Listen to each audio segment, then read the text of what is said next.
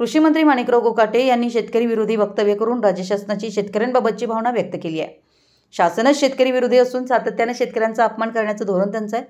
अशा राज्यकर्त्यांना सत्तेवर राहण्याचा अधिकार नसून शेतकऱ्यांबद्दल चुकीचं वक्तव्य करणारे कोकाटे यांची मंत्रिमंडळातून हकालपट्टी करा अशी मागणी उद्धव ठाकरे शिवसेना कोल्हापूर जिल्हा प्रमुख संजय चौगुले यांनी केली। पुढे बोलताना संजय चौगुले म्हणाले की शेतकरी कर्जमाफीचे पैसे साखरपुडा आणि लग्नात खर्च करतो अशा प्रकारचं बेताल वक्तव्य मंत्री कोकाटे यांनी करून शेतकऱ्यांचा अपमान केलाय। कर्जमाफी देणार नसाल तर माफी मागा। विधानसभा निवडणुकीत कर्जमुक्तीचे गाजर दाखवून मतं घेतली, आता कर्जमाफी देणं शक्य नाही। आपण निवडणुकीत असे कधी बोललोच नसल्याचं अर्थमंत्री अजित पवार सांगतायत। खोटं बोलून शेतकऱ्यांना फसवणाऱ्या महायुतीला शेतकरी जागा दाखवतील। यांना कर्जमाफी शक्य नसेल तर राज्यातील शेतकऱ्यांची माफी मागावी असं संजय चौगुले यांनी पत्रकार बैठकीत म्हटलंय। शेतकरी हा देशाचा कणा आहे, त्यांच्या कष्टावर त्यांच्या जीवावर हा देश चालतो हे कोकाटे यांनी विसरून चालणार नाही। एकतर लहरी हवामानामुळे शेतकरी अडचणीत आहे, त्यात शासनाच्या नाकर्तेपणामुळे तो मेटाकुटीला आलाय। शेतकरी कर्ज जाणीवपूर्वक थकीत ठेवत नाही, निसर्गानं कोप केल्यानंतर त्याचं नुकसान होतं, त्यामुळे पीक कर्ज थकतं। पण कृषी मंत्री कोकाटे यांना याची जाणीव नाही। शेती आणि शेतकरी यांचं दुखणं माहीत नसणारा महाराष्ट्रासारख्या राज्याला कृषी मंत्री मिळणं हेच दुर्दैवी आहे।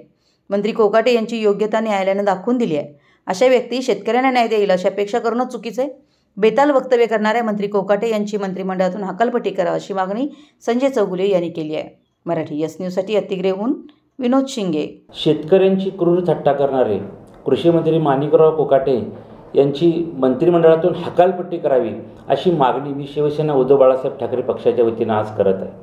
शेतकऱ्याच्या बांधावरती जाऊन त्याचा अपमान करणाऱ्या अशा या असंवेदनशील कृषी मंत्र्याची आपल्याला कोणत्याही पद्धतीची आवश्यकता नाही।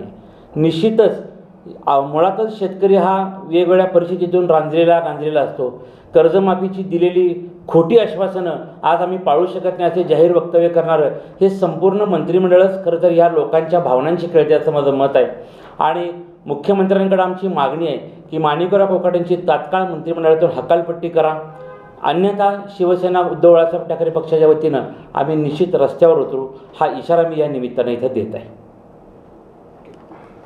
एका बाजूला लाडक्या बहिणींच्या बेसवर सरकार स्थापन झालं आणि त्यात लाडक्या बहिणींच्या बेसवर कोल्हापूर जिल्ह्यातील 1.5 लाखापेक्षा जास्त बहिणींची लाडकी बहीण योजना बंद झाली, याबद्दल शिवसेनेचं काय मत आहे? निश्चितच ही योजनाच मुळात फसवी होती।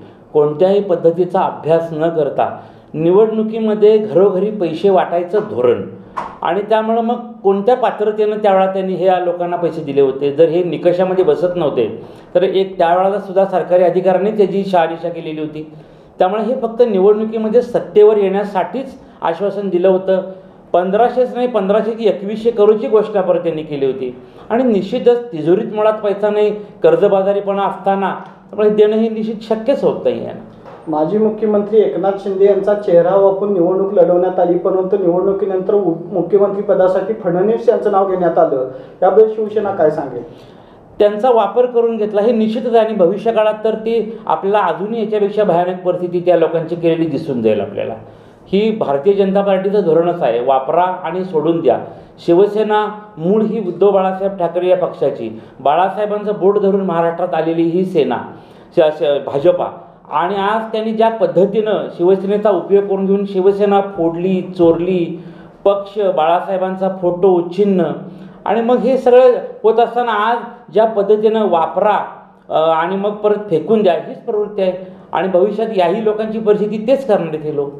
एकेकाळी शिवसेनेचा प्रचार करणारा सुषमा अंधारे आज शिवसेनेवरच टीका करत आहेत, याबद्दल आपण काय सांगा?